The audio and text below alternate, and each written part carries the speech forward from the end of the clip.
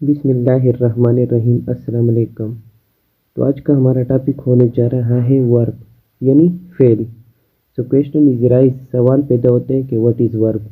A verb is a word that expresses a physical action, a mental action, a state of being. Verb क्या है?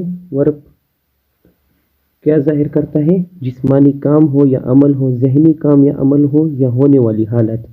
मतलब कोई भी काम होने वाला हो तो हम उसे क्या कहते हैं? वर्ब कहते हैं। जैसे अ फिजिकल एक्शन, जिस्मानी काम। मिसाल के तौर पर Ali place cricket, Ali cricket खेलता है। उमेर क्रिकेट खेलता है। असलम क्रिकेट खेलता है। सायरा हॉकी खेलती है। वो फुटबॉल खेलते हैं। तो ये क्या है? फिजिकल एक्शन है, इसमें हाथ या पाँव इन्वॉल्व है। मतलब कुछ खेलते हैं तो ये जिस्मानी सरगर्मी हुई, जिस्मानी काम हुआ, तो इसे हम क्या कहते हैं? वर्ब कहते हैं।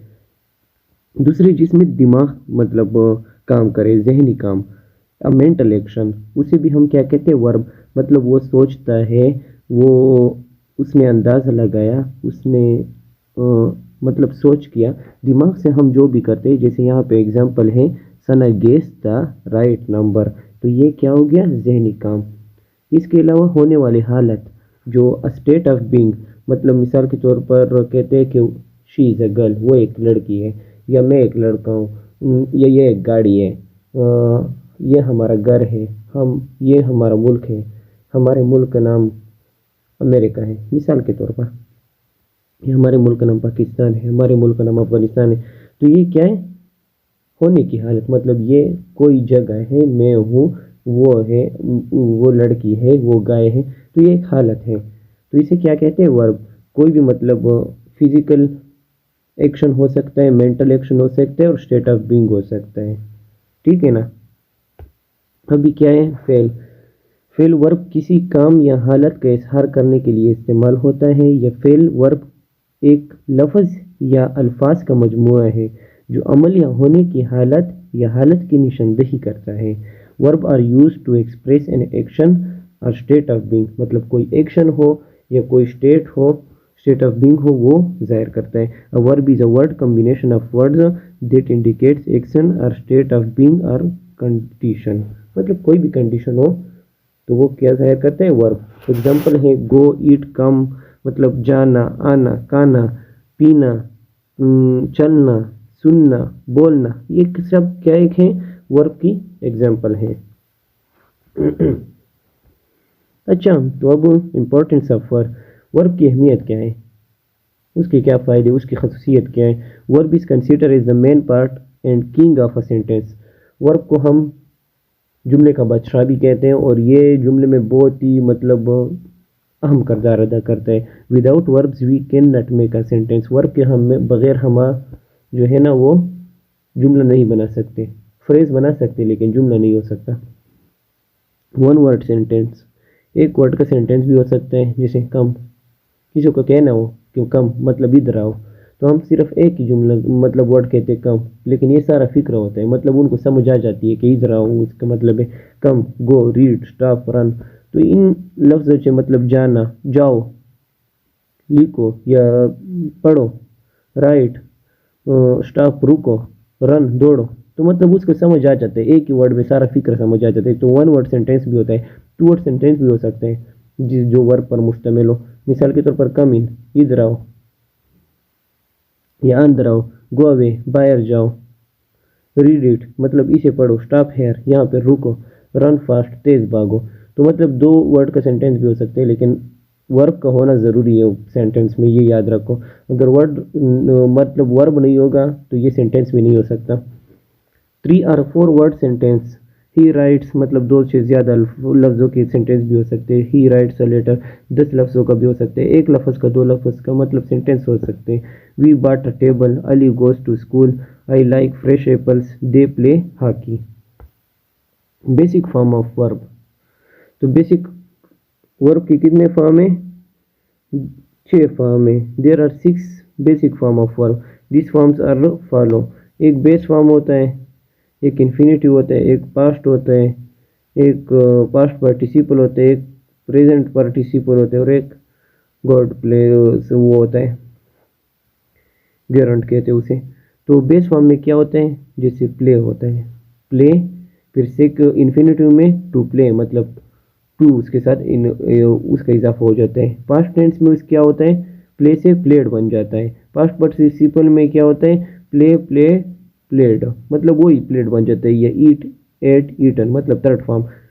ये अगर आपको समझना है तो मेरा एक क्लास है पार्ट्स ऑफ स्पीच का, उसमें मैंने ज़बरदस्त इसको बयान किया है।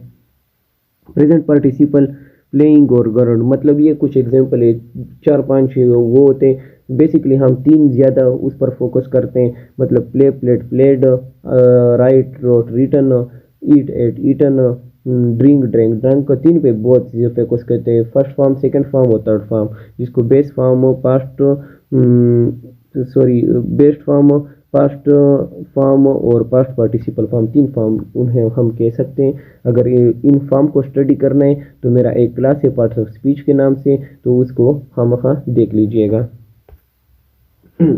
यहाँ फॉर्म की बजाय हम टाइप्स पर भी ज़्यादा जोर देंगे, क्योंकि टाइप्स जो है ना वो बड़ी इंपॉर्टेंट होती है वो आपकी।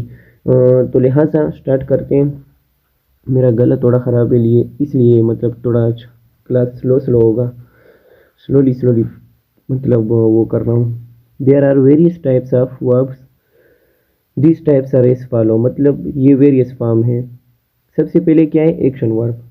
तो एक्शन वर्ब की भी बजाते खुद 2 हालतें हैं, एक ट्रांजिटिव वर्ब है, एक इंट्रांजिटिव। तो सबसे पहले हम एक्शन वर्ब की तरफ जाते हैं। एक्शन वर्ब क्या होता है, action verb tells us about the action by the subject in the sentence such as do go sit, मतलब वो सेंटेंस जिसमें कोई एक्शन परफॉर्म करता है।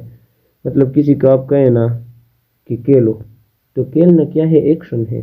खाओ पियो जाओ कुछ बनाओ हंसो, तो मतलब इसमें कोई ना कोई एक्शन, जिस्म का हिस्सा एक्शन परफॉर्म करता है ना। तो जैसे मिसाल के तौर पर he eats healthy food, Ali plays sports daily, Sana goes to school daily, they are making a noise, she is laughing at a joke. मतलब एक्शन से वर्ब जो है ना वो वर्ब होते हैं जिसमें कोई ना कोई एक्शन परफॉर्म हो। मतलब कोई बंदा या क्रिकेट खेलता हो या फुटबॉल खेलता हो या रोटी पकाता हो या मतलब कुछ ना कुछ काम करता हो, मतलब बस्ता उठाता हो, और क्या काम है, मिसाल के तौर पर लिखाई करता हो, पढ़ाई करता हो, देखता हो, नाचता हो, गाता हो, कुछ ना कुछ करता हो, तो ये क्या हो गए, एक्शन वर्ब्स। जैसे ईट्स, प्लेज, गोज और गो, मेक, लाफ वगैरह, ये क्या है, एक्शन वर्ब है। एक्शन वर्ब के अभी कितने हालतें हैं, 2 हालतें बजाते खुद, एक ट्रांजिटिव है एक इंट्रांजिटिव। तो ट्रांजिटिव कौन से होते हैं, ट्रांजिटिव वो होते हैं जिसके साथ ऑब्जेक्ट का होना बहुत ज़रूरी होता है। Transitive verb must have an object, without an object it doesn't convey a complete meaning. मतलब जिसके साथ ट्रांजिटिव वर्ब वो होते हैं जिसके साथ ऑब्जेक्ट का होना ज़रूरी है, ऑब्जेक्ट के बगैर इसकी कंप्लीट मीनिंग हमें समझ नहीं आती। जैसे यहाँ पे पहला एग्जांपल है ही बॉट अ केक, तो इसमें केक क्या है, ऑब्जेक्ट लगा है। अब इसके बगैर हमें क्या पता चलेगा, वो कहेगा कि ही बॉट, कि उसने खरीदा। अब हमें समझ नहीं आएगा कि उसने क्या खरीदा, आया उसने कोई जानवर खरीदा है या कोई खाने की चीज़ खरीदी है या कोई क्रिकेट वगैरह बैट बॉल खरीदा है या कोई लिखने की चीज़ है, पढ़ाई की चीज़ है, कोई क्या है। लेकिन इसके साथ अगर वो लिख ले कि he bought a cake, cake मतलब केक खरीदा है, तो हमको आसानी से समझ आ जाएगी, अच्छा उसने केक खरीदा है।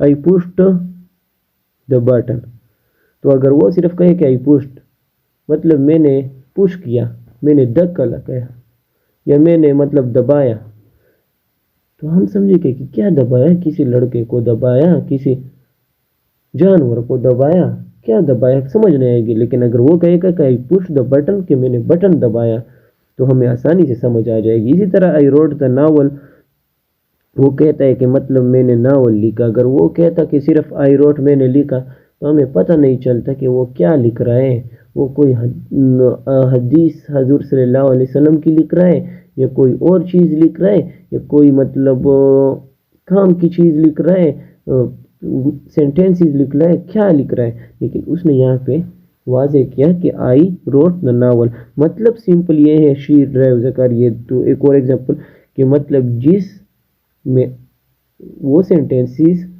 जिसमें वे ऑब्जेक्ट का होना ज़रूरी हो और उसके ऑब्जेक्ट के बगैर वो मुकम्मल मीनिंग ना दे, तो ऐसे सेंटेंसेस को क्या कहते हैं, जिसमें ऑब्जेक्ट ज़रूरी हो, मतलब ऑब्जेक्ट लग जाए, तो उसको क्या कहते हैं, ट्रांजिटिव वर्ब। इंट्रांजिटिव वर्ब कौन से हैं?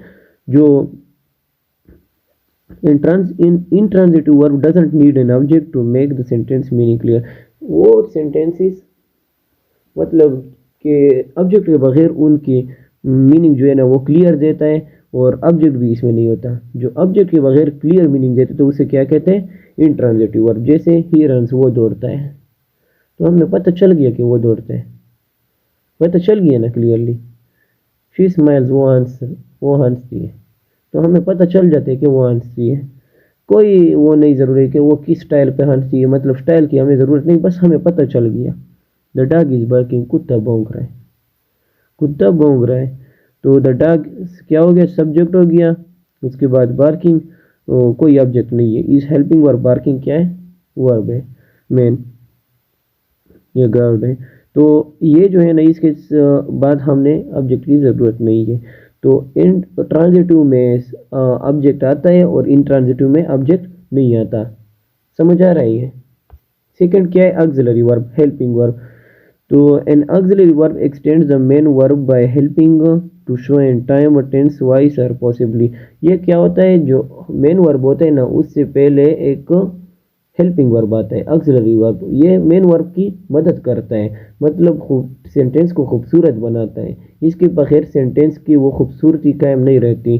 जैसे Ali is going to school, तो यहाँ पे इस क्या है, इस जो है ना वो है हेल्पिंग वर्ब या ऑक्सिलरी वर्ब। अगर हम कहते हैं अली गोइंग टू स्कूल, तो इसमें वो खूबसूरती नहीं है, इस क्या है, खूबसूरती बनाता है और मेन वर्ब को हेल्प करता है, इसलिए हम इसे हेल्पिंग वर्ब भी कहते हैं। They are walking in the park, तो आर क्या है, ऑक्सिलरी वर्ब यहाँ पे। ही वॉज प्लेइंग हॉकी, तो वॉज क्या है, ऑक्सिलरी वर्ब और helping verb. I have seen a movie, तो सेम टू सेम ये सारे एग्जाम्पल है। नीचे लिखा है am, is, was, were, being, be, have, तो ये सारे क्या है, ऑक्सिलरी वर्ब या हेल्पिंग वर्ब। तीसरे नंबर पे आता है लेक्सिकल वर्ब, तो या main verb. Lexical verbs are main verbs other than the auxiliary verbs. Ali is going to school, they are walking in the park, तो यहाँ पर क्या है,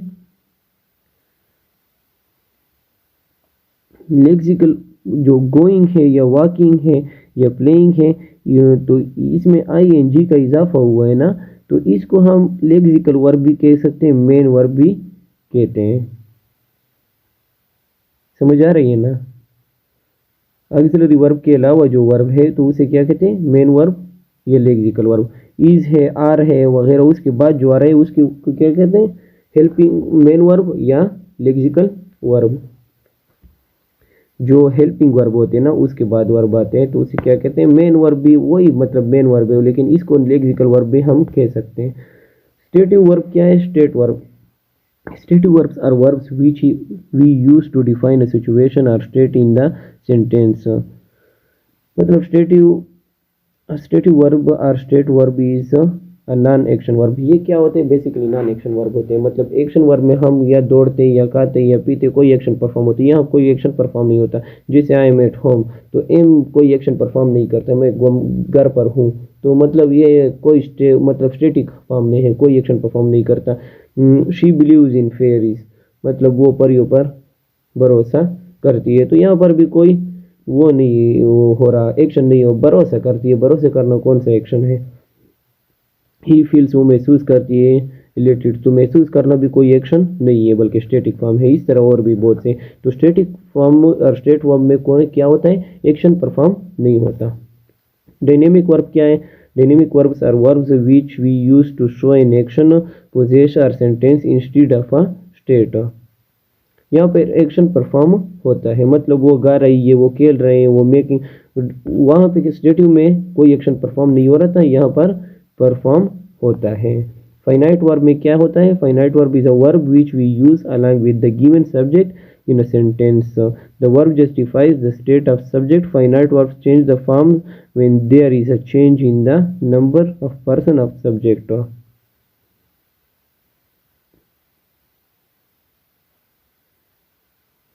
तो इसके एग्जांपल क्या है, she enjoys, she caught, she started me, ये भी उसी तरह बात हो गई। नॉन इन्फिनेटिव वर्ब क्या है, ये उसके अपोजिट है। Non infinitive verbs are non actual verb. वो इन्फिनेटिव वर्ब क्या होते हैं, वो एक्चुअल वर्ब होते हैं, ये नॉन एक्चुअल वर्ब होते हैं। They do not work as verb in the sentence, rather they work as noun adjective. वो यहाँ पे फाइनाइट वर्ब क्या होते हैं, ये मेन वर्ब का काम करते हैं ना, लेकिन यहाँ पर क्या है, ये मेन वर्ब का काम नहीं करते बल्कि कोई एडजेक्टिव की तरह काम करता है। होता वर्ब है लेकिन कोई एडजेक्टिव या एडवर्ब वगैरह की तरह काम करते हैं। जैसे Ali went abroad to play, हो गए ना, प्लेइंग क्रिकेट। लेकिन अभी ये जो प्ले है ना, प्ले असल में वर्ब है लेकिन यहाँ पर क्या काम कर रहा है, इज एडवर्ब काम कर रहा है। Playing cricket is his only job, तो ये फिर प्लेइंग क्या करता है, सब्जेक्ट का काम कर रहा है, मतलब कोई और काम करता है, एडवर्ब होता है या नाउन का। तो यहाँ पर प्लेइंग क्या है, खेलना, मतलब नाउन आ जाता है।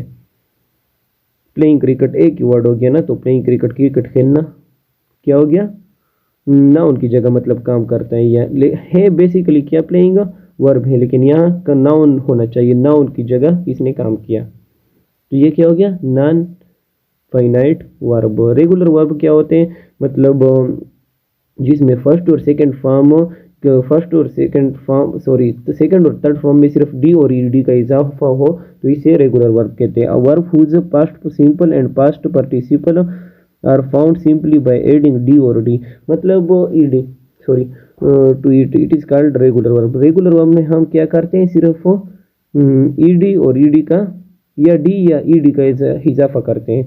जैसे मिसाल के तौर पर वर्क वर्कड वर्कड, ईडी का इजाफा हुआ है दोनों में। हेल्प हेल्प्ड हेल्प्ड, दोनों में ईडी का इजाफा हुआ है। यहाँ पर क्या है, हेट हेटेड हेटेड, सिर्फ डी का इजाफा हुआ है। मूव मूड मूड, तो मतलब सिर्फ डी या ईडी का इजाफा हो तो उसे रेगुलर वर्ब कहते हैं। इसके अलावा जो इजाफे हो तो उसको क्या कहते हैं, इर्रेगुलर वर्ब, मतलब एडी और सिर्फ डी और ईडी के अलावा। In verb whose past simple and past participle are found in different ways not by adding d or ed is called an irregular verb, मतलब डी और ईडी के अलावा जो भी मतलब वो चेंजेस हो तो वो इर्रेगुलर वर्ब हो गए। जैसे arise rose, arisen arisen, be was been, be was been, bent bent bent, bet bet bet. तो इसमें डी और ईडी का इजाफा नहीं हुआ बल्कि मुख्तलिफ इजाफे हुए। जैसे राइस से रोज बना है, ये रोज से राइजन बना है। बी से वाज भी बना है, फिर बीन, फिर बी से वर, फिर बीन। तो डी और ईडी का इजाफा नहीं हुआ। मॉडल वर्ब क्या होते हैं, basically modal verb are auxiliary verbs that are using to express ability, possibilities, permissions and obligations. तो क्या होते हैं, मतलब ये हेल्पिंग वर्ब जो ऑक्सिलरी वर्ब है ना, वो यहाँ पे मेन वर्ब का किरदार अदा करते हैं। समझ रहे हो ना, जैसे यू मस्ट नॉट डिले, यहाँ पर मस्ट क्या है, मेन वर्ब है। शुड असल में क्या होता है, हेल्पिंग वर्ब होता है, लेकिन यहाँ पर मेन वर्ब का काम इस्तेमाल करते हैं। फैसल में बी लेट, तो मैं यहाँ पर क्या है, मेन वर्ब का किरदार अदा करते हैं। हसल में मैं क्या होता है, ऑक्सिलरी वर्ब। तो मतलब जितने भी ऑक्सिलरी या हेल्पिंग वर्ब मेन वर्ब का काम करे जब, तो ये क्या होता है, इसको क्या हम कहते हैं, मॉडल वर्ब। ओके भाई, और ठीक है, आज क्लास मैंने थोड़ी बीमारी की हालत में लिया है, मतलब कुछ कमी बेशी आज के क्लास में ज़रूर होगी क्योंकि थोड़ी तबीयत ठीक नहीं है। अपना ख्याल रखिएगा, इंशाल्लाह दुआ कीजिएगा कि मेरी सेहत अच्छी हो जाए, और नेक्स्ट वीडियो में मिलते हैं इंशाल्लाह, फिर अच्छे से क्लास होगी। ओके, अपना ख्याल रखिएगा। अस्सलाम वालेकुम।